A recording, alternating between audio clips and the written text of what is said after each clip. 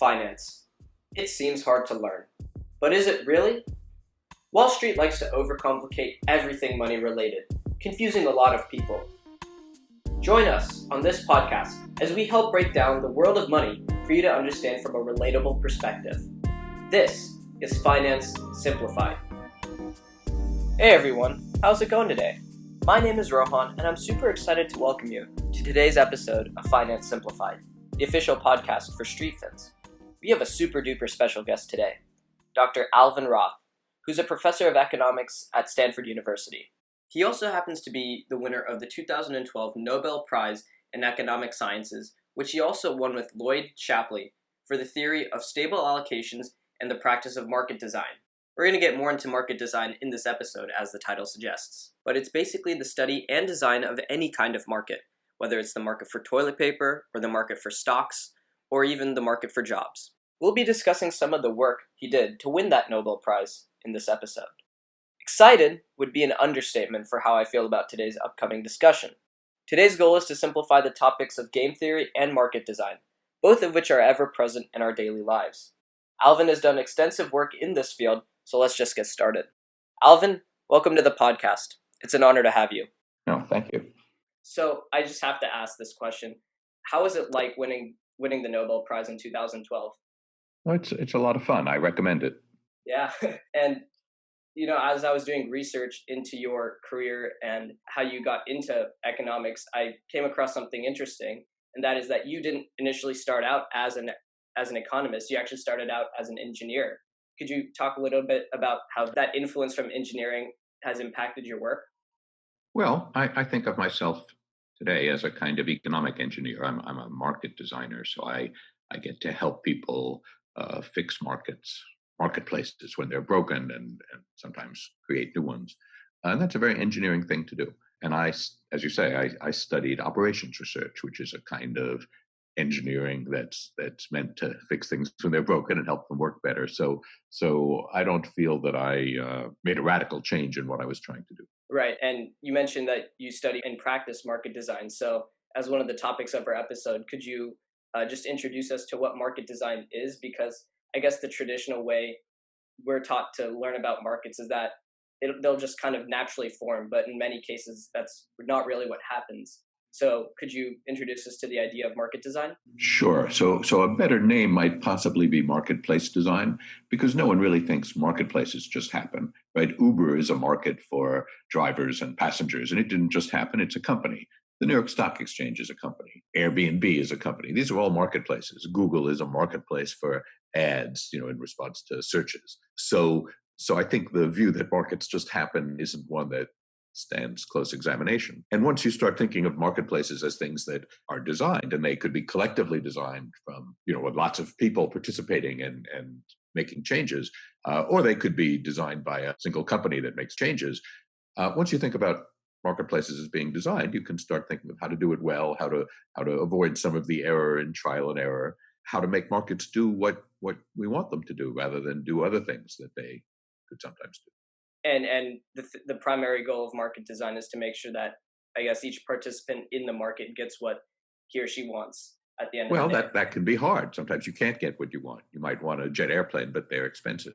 So no, I wouldn't say that we make sure that everyone gets what they want, but we want to make sure that the market works well and brings people who want to transact with each other together in an efficient, safe, and reliable manner. Right. And in your book, which I did read, Who Gets What and Why, it talks a lot about, I'm in high school, so I really resonated with the parts about like the college admissions process. I'm a senior right now. I'm applying to many places. And you kind of talk about how the college admissions process is a market in and of itself. So I was wondering if you could explain to our audience that viewpoint. Well, college admissions is certainly a market. Colleges sell higher education, and they sell it to students. And the students, are interested in going to college. And as you say, you apply to many places because the market doesn't clear by price alone. College admissions is not a commodity market where Stanford admits anyone who can pay the tuition and raises the tuition until the demand equals the supply. It's a matching market where you can't just choose what you want. You also have to be chosen. So you can't just come study at Stanford because you can afford the tuition. You have to be admitted. And of course, Stanford also can't just decide which students to hire. It has to compete for students with Cal and with Harvard and MIT. So these are matching markets, and prices don't do all the work. It's not an, when you put together your college admission, you are doing more, your college application, you're doing more than saying, here's my financial statement, I can afford tuition. You're saying, look at me, I would be a good member of your freshman class. And that's a very different thing. And that makes matching markets, of which there are many, a little bit like marriage. You can't just choose your spouse, you also have to be chosen. You can't just choose your job, you also have to be hired. So many markets are not simply commodity markets where prices do all the work. And a lot of those, as you mentioned, the college market, it's a lot about the individual person, I guess, selling themselves, but also the other party, the college, the company also choosing them as well. Absolutely. So it's, when I say it's like marriage, there's a lot of courtship involved, right? We should tell you why Stanford is a good place to come and study, and you should tell us why you would be a good member of the class, and then the job of the marketplace, the job of the market is to make matches. You get admitted to a number of places and you decide where to go. There might be discussion of financial aid in that process. There might be discussion of what you want to study. So there's a courtship, and many of the features of the market are designed to help the market clear without using prices to equate supply and demand. So there are applications and interviews and essays and campus visits. All of those things are designed to help sort out who goes. Right. And what would be the characteristics of markets that you'd like, that you would rate? Like, if I were to give you a market for XYZ, how would you choose to rate whether it's good or not? Well, I like to know whether the market has marketplaces that are thick, that bring lots of people together so that they can transact and consider their options, consider lots of options and choose among them. But then markets also have to deal with congestion. When you have lots of people coming together to transact, it might be hard to process the transactions you need to in the time that you have. So you think of something like the Common App for college admissions. The Common App makes it easy to apply to lots of places. That's a good thing. But it makes it hard for colleges to understand which of the applications are serious and which are not, which is congestion. It's a bad thing. The admissions offices have to deal with lots more applications than they used to. And the fact that you apply to a college conveys less information about your interest than it used to when you had to type up all your forms and put them in an envelope and bring them to the post office. In other words, when it was costly to apply. So it's good to bring down the cost, but it's not so good to have congestion. And then markets should be reliable and trustworthy and safe. So I think those are the main characteristics. So it's thickness, reliability, safety, and along the lines of thickness, not being too thick or congested. I don't know that you can be too thick. Thickness is good, but then you have to deal with congestion. Think about Amazon as a marketplace. It's got a lot of different products on it. If they didn't have good search engines, Amazon wouldn't be very helpful because there'd be a website and you'd be looking to buy a pen, but they sell lots of different kinds of pens, and it would be hard to find the ones you wanted. But because they have a good search engine, you don't find yourself looking at books about pens. You can go directly to pens and start sorting among them. So marketplaces have to deal with congestion. And when you think about college admissions, one of the things that colleges do when they're getting many applications that are inexpensive to make, inexpensive for applicants, they start to look for what they call signals of demonstrated interest. They might track you when you visit their website. They might take note of whether you come for a campus tour. They might read your essay and see whether you have some particular connection to the college or some reason that it would be a good place for you to study. So that's why, again, matching markets are like courtship. They have to get to know you a little bit and have to try to figure out what kind of signals you're sending them. And in this whole matching process, game theory comes into play. And in game theory, I feel is a topic that everyone, because it's really just the study of like strategic decisions. It's something that people deal with on a daily basis, but they're just not as formally introduced to it. So could you introduce us to game theory? Game theory is about environments like markets where the outcome depends not just on what you do as an individual, but what other people do too. So when you apply to colleges, one of the things you might think about is how likely you are to get into them. And when colleges look at applications, one of the things they might think about is how likely you are to come if accepted. And that has to do, they might also think about whether they want to admit you, whether you're, be a good member of their entering class. And that depends, of course, on who else is applying. It depends on what other people are doing. So strategic games are games in which you have to think what you should do given what other people are doing. And that's where all these things about sending signals and being careful maybe about how many people you admit, because if you're a college, colleges are not just communities of scholars, they're also hotels.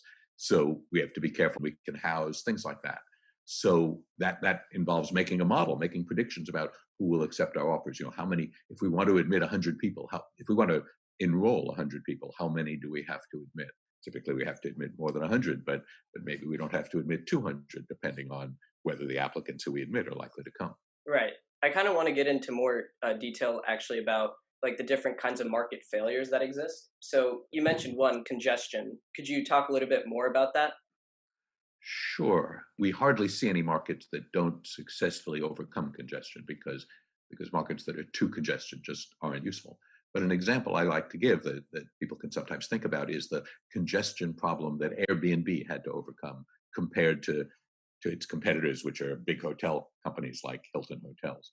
When I want to make a reservation in the Hilton Hotel in San Francisco, I call up and I ask if they've got a room, say for this Friday, and the receptionist, the person on the phone, has access to look at all the rooms. So she can look at all the rooms and tell me if one's available. But Airbnb doesn't work like that. Many Airbnb apartments and rooms might have proprietors who just deal with that one apartment, right? So I could be renting my apartment while I'm away. But if my apartment is already booked, you have to go look for a different apartment. So think about the problem that Hilton Hotels would have if when you called to rent a room, the receptionist had to ask you, which room do you want? And that would surprise you the first time it happened, and you say, well, how about room 1501? And she'd say, I'm so sorry, that room is booked on Friday. And then she'd hang up, and you'd have to call again and say, how about room 1502? And she'd say, oh yeah, 1502 is available. Well, that was the original Airbnb story. If you tried to reserve my room and it wasn't available, you had to try to reserve another one. And sometimes there was a delay in their original design. I might only look at my Airbnb entries when I got home from work. So you would waste a day trying to rent my room when I had rented it to someone else. So now that they've moved to apps and things like that, they have a lot more control over who sees what. So if someone has tried to reserve my room, they won't show it to you when you go online and try to look for a room. So you won't be wasting your time getting online behind someone who's ahead of you. And that makes it a lot easier for Airbnb to act like a hotel, even though each room might be owned by a different proprietor. All right, yeah, and you can clearly see how they solved the whole problem of congestion there too. The next market failure I was hoping you could talk about was Unraveling. And in your book, you also talk about Unraveling as it relates to college sports recruitment and the way that the games are scheduled, as well as employment for lawyers and medical students too. So could you talk about that? Sure. Well, Unraveling, sometimes not everyone likes a thick market because a thick market is good for you to have lots of options. But that means you can see, if I'm selling and you're buying, that means you can see my competitors too. And maybe I don't like you having lots of choices among my competitors. So I might try to move my transaction with you before my competitors get out of bed. So we see some of that in college admissions. You mentioned you're making a lot of applications. So I'm guessing that you're not applying any single choice early decision, because then you would only be making one application now and waiting until you heard about it. But that's a way for colleges to go early. It's a kind of unraveling. So there are colleges that will allow you to apply to them early, and they'll give you an early answer under different rules. Some of them are, you can apply to my college early.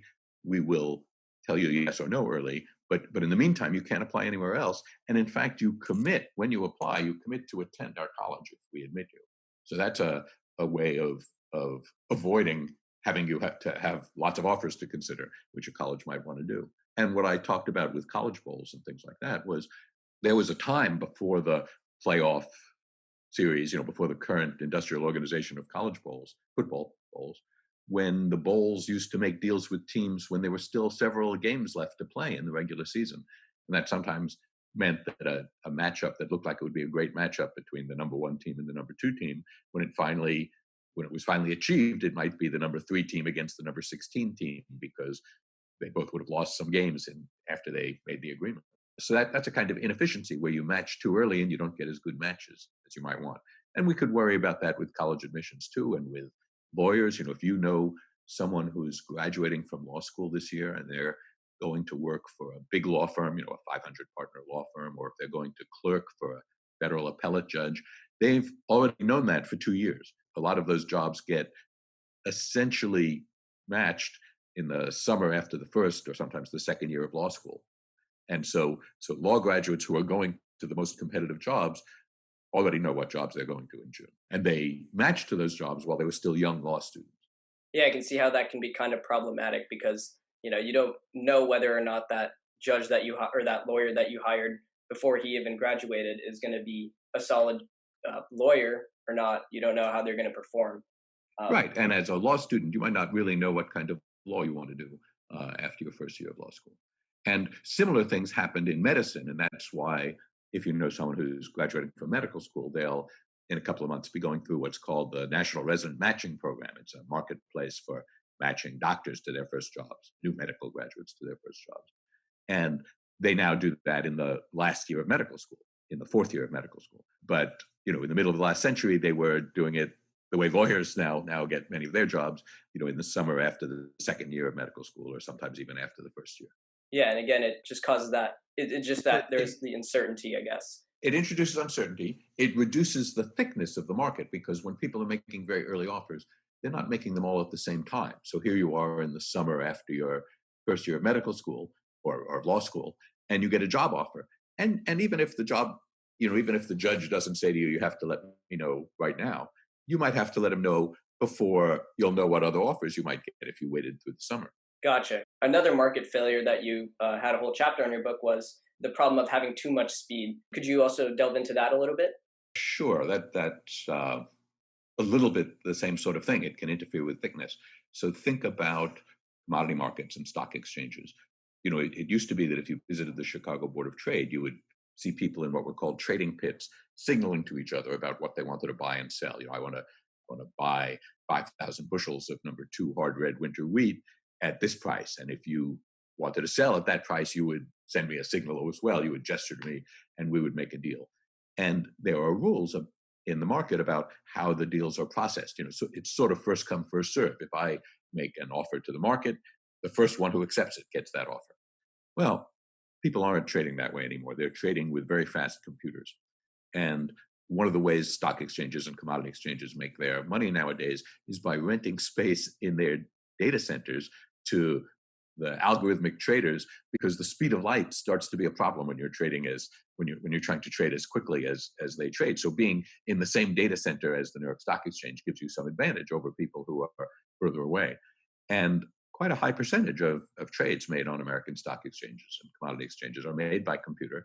And one reason that people invest all this money in being so fast is because of the first come, first serve rule. If I offer a trade and you take it, and you're the first one to take it, you get it. And if you're a little slow, then someone else gets it. So a lot of money, billions of dollars, have been invested in making trades happen very fast in milliseconds, just a few milliseconds. Whereas it takes you a couple of hundred milliseconds to blink your eyes. So we're talking about a speed now that isn't helping information pass in the market. It's instead causing investment in technology that goes first. And so there's some talk these days about, since so many trades are being done by computer, maybe we should slow things down to stop the need for investment in so much speed. If the cycle continues, it just lead to just more investment in that, like faster cables or faster signal. And signal it's more senders. investment, and it's not socially productive investment. Having many trades done in the time you can blink your eye doesn't make for improved economic behavior. In other words, part of what's going on in these very fast trades and very fast microwave connections is that if you look at similar commodities like futures on Standard & Poor's 500 indices, they move together in New York and Chicago, right? They're trading on the same thing. There are different ways to make bets on what the Standard & Poor's is going to do. And if you look at them over time, measured in seconds, they move together because they're the same thing. But if some news comes, or if someone makes a big trade, New York might move a few milliseconds ahead of Chicago or vice versa. And so you might be able to anticipate the price change in Chicago before anyone else can if you're sitting in the New York data center, and you might be able to buy on one exchange and sell on the other in those few fractions of a second when the prices are different. And the market makers who have to post bid and ask prices because they know you might be able to transact on their stale bids or asks, that you might be faster than they in taking an offer that they're gonna change the price in just a moment. So that might force them to keep their spreads wider, so it'll be harder for you to snipe their trades. So some of this speed can actually interfere with the efficient running of commodity markets because they're supposed to compete on price and not on speed. They work best when they compete on price. Right. Yeah, totally makes sense. I think there's a really interesting movie about that too. It's called The Hummingbird Project. Not sure if you've seen it, but it was. I haven't, but there's a book by Michael Lewis on this kind of thing. So yes, it's been widely discussed. Right. I want to talk more about your work with kidney exchanges because that was one of the biggest pieces of work that you've done that contributed towards your Nobel Prize. So could you talk about what the problem you were facing in kidney donations was and how you solved it with the kidney pair donations or kidney exchange solutions? Okay, so kidneys are complicated. You have two kidneys, and it's good for you when they're working well because that keeps you healthy and alive. And if you don't have kidneys that are working well, if you have kidney failure, that's a disease that can kill you. And in fact, it's one of the big causes of death all around the world. And you can be kept alive for a while on dialysis, but the treatment of choice is transplantation. And to get a transplanted kidney, either someone has to die in a way that makes their kidneys giftable, transplantable, or you can also get a kidney from someone who loves you, because healthy people have two kidneys and can stay healthy with one. But there aren't nearly enough kidneys for the people who need them. So this morning in the United States, we have almost 100,000 people on the deceased donor waiting list for a kidney from a dead person. And again, part of the problem is that it's mostly when you die, all your organs die with you. So you have to die in rather special ways before your organs can be given to someone else. So there are 100,000 people waiting. We only do around 14,000 of those transplants a year. So the wait is long and hard, and thousands of people die every year while waiting. And we also do another 6,000 or 7,000 living donor transplants. That is, a healthy person, healthy enough to remain healthy with just one kidney, gives a kidney to someone who needs it. But it's a little tricky to give people kidneys. Not everyone can give everyone else a kidney. Kidneys have to be well matched. So if you loved someone who was dying of kidney failure, you might be healthy enough to give them a kidney, but you might not be able to give them your kidney. And kidney exchange is meant to address the situation where you are healthy enough to give a kidney, but you can't give it to the patient who you love who needs it. And maybe I'm in the same situation, but my kidney would work for your patient and your kidney would work for my patient. So we can exchange kidneys. And these exchanges have to go on without any money being used because it's against the law in the US and almost everywhere else in the world. It's against the law to pay someone for their kidney, which is a long, complicated story in itself. But that's one reason why there's a shortage of kidneys and a queue is it's against the law to use the price mechanism to try to increase the number of kidneys. But kidney exchange increases the number of transplants because it's not at all uncommon that you want to give someone a kidney and you can't give it to them. So kidney exchange allows you to nevertheless get a kidney for the person you love who needs one by giving your kidney to someone else. And that's kidney exchange. And you mentioned the idea of it being well, the word that you use is repugnant because you're not supposed to pay for it's that we just as a society think it's not right for you to pay for another person's organ. So could you talk more about the idea of repugnant transactions and the idea of market cultures? So let me just mention that it's illegal pretty much everywhere in the world to buy a kidney from someone, with the single exception of the Islamic Republic of Iran, where they have a monetary market for kidneys. But there are black markets around the world. There are places where you can buy a kidney, even though it's against the law to do it there. So when I talk about a transaction being repugnant, I have the specific idea in mind that some people would like to do it, but other people don't think they should be allowed to. So the reason we have black markets in kidneys is some people are prepared to sell their kidney, and there are people who are prepared to buy them. But the reason they're against the law is in lots of places, we don't think they should be allowed to do so, or at least our legislatures think that no one should be allowed to do that. It's a subject plus considerable debate. So there are lots of repugnant transactions. Some of them are serious and some of them are just sort of idiosyncratic. So here in California, where you and I live, it's illegal to eat horse meat. And that's not some ancient cowboy law from when a horse was a man's best friend. That's from a 1998 referendum that passed in California that makes it a felony to sell horse meat for human consumption. So, when you go out to dinner, you're not a vegetarian, you can eat all kinds of meat, but not horse meat, not in California. And that's because some people don't think you should be allowed to eat horse meat. But the reason there's a law against it is not everyone agrees. There's no law against eating cockroaches because no one wants to eat cockroaches. But there are lots of places in the world where people do eat horse meat. And so there are people in California who think it's delicious. And the reason we have a law against eating it is not because no one wants to eat it, but it's because some people want to eat it and other people think they shouldn't be allowed. And there are lots of transactions that are legal in some places and illegal in others. I was just in Germany talking about this in Germany, kidney exchange is illegal. So I was in Germany trying to help people lobby to change that law. So in Germany, kidney exchange is illegal. In the United States, it's legal. Here in California and in many US states, surrogacy is legal. You can hire someone to bear a child for you, but that's illegal in Germany. But in Germany, prostitution is legal. And that's illegal almost everywhere in the United States, except for a couple of rural counties in Nevada. So prostitution, surrogacy, and kidney exchange are things where we have exactly the opposite laws in California that they have in Germany. So repugnance is different in different places, and legislatures reach different conclusions.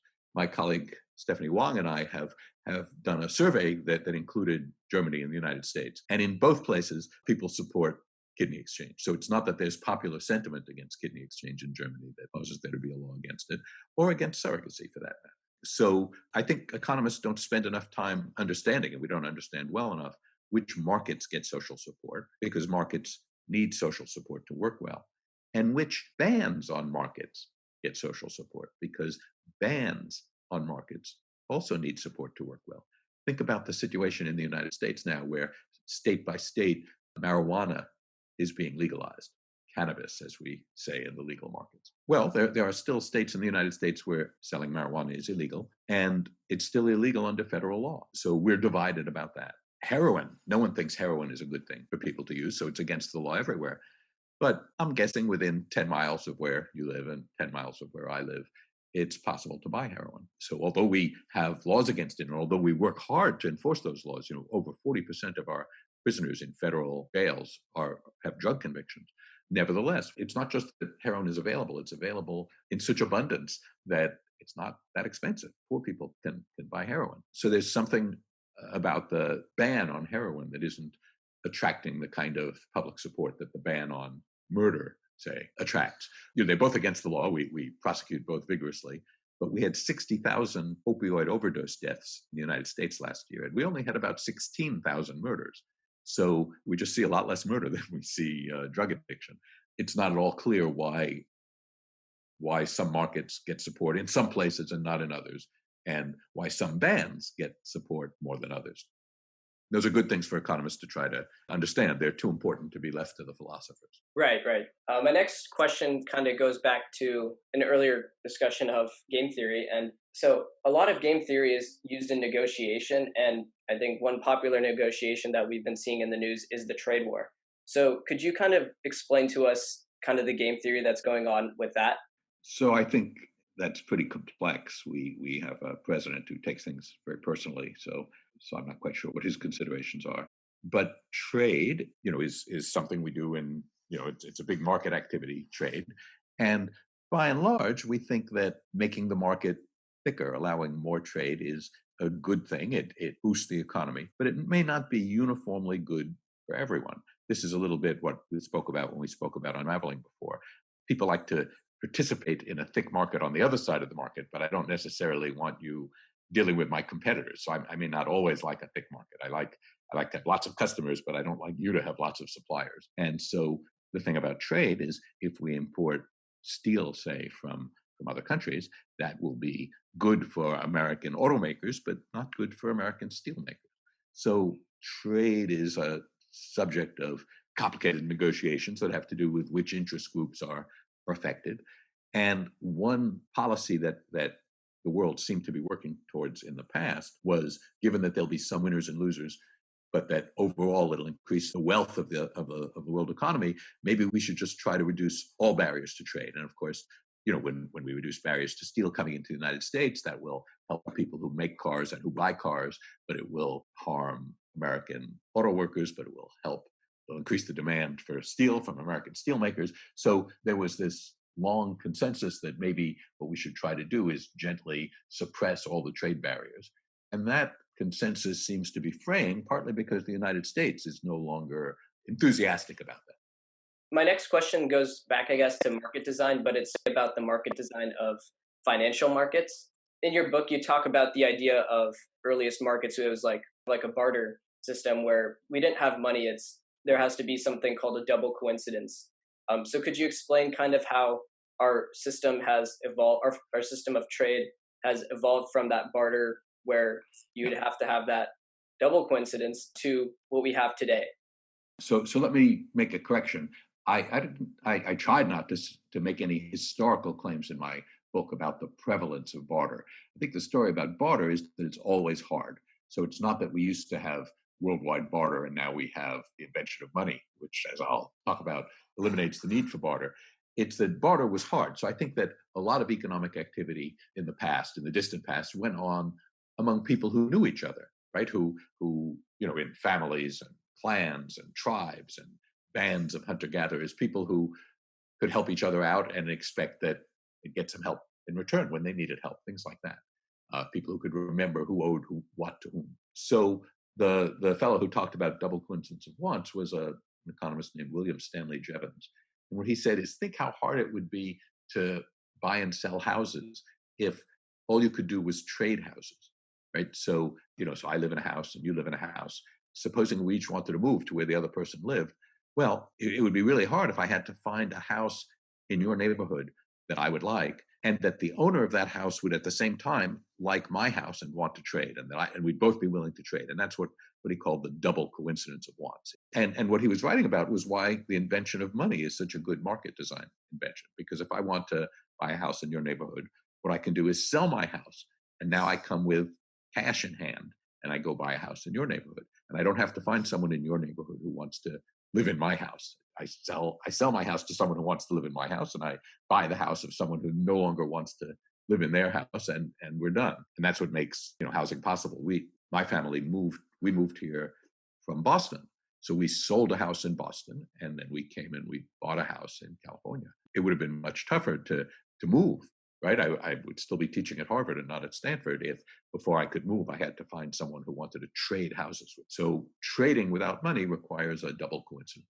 And trading kidneys, if we just did it the way I described to you before, between two incompatible patient-donor pairs, would involve a double coincidence of wants, which would limit the amount of trade you can do and the number of kidney transplants you can get. So a lot of what we've done in kidney transplantation, where we're not allowed to use money, is figure out ways to get around the double coincidence. So we now sometimes have long chains of transplants where you can involve many patient-donor pairs, and you don't ever have to find two who can trade with each other as long as you find people who can pass it forward.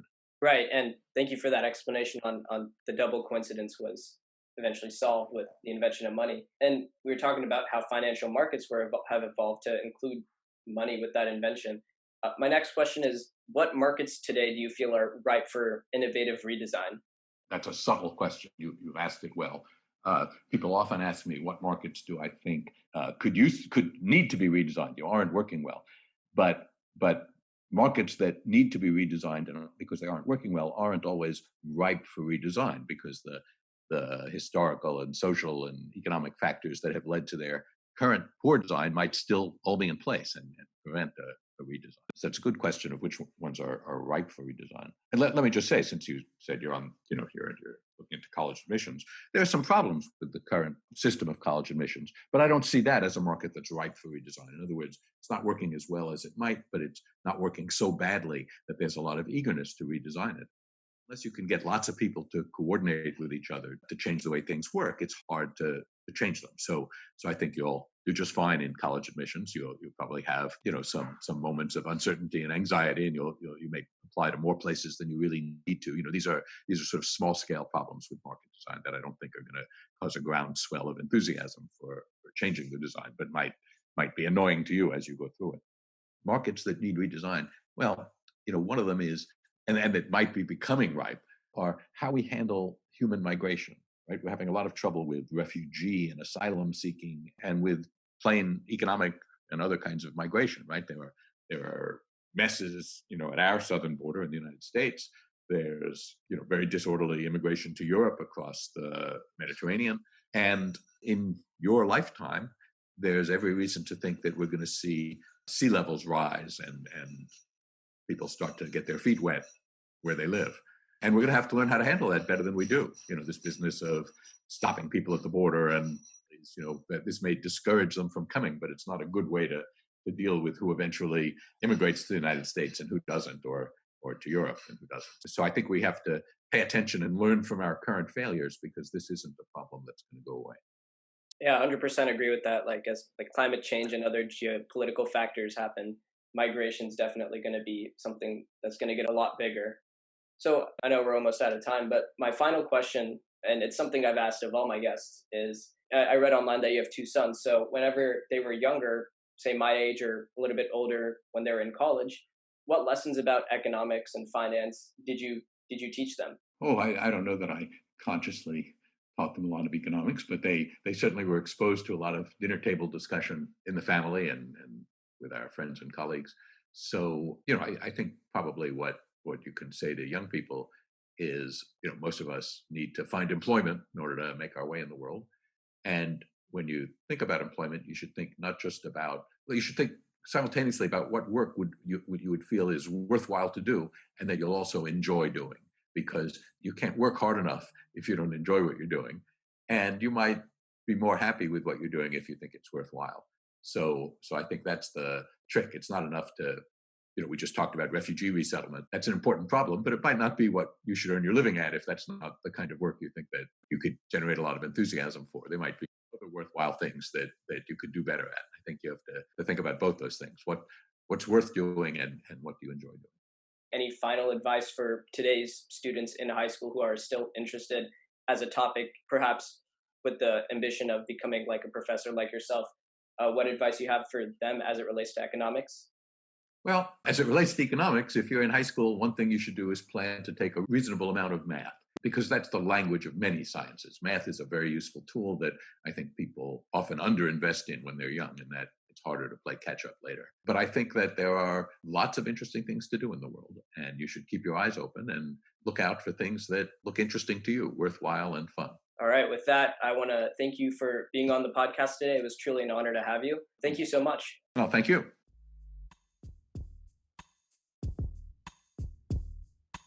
Hey guys, I want to thank you so much for listening to this episode of the podcast. It truly means the world to us. Please give us your thoughts and feedback on today's episode, what you liked, disliked, and what we could do better. Thanks to Dr. Alvin Roth for the insights he gave today. I hope you guys understand game theory and market design in a much more simplified way.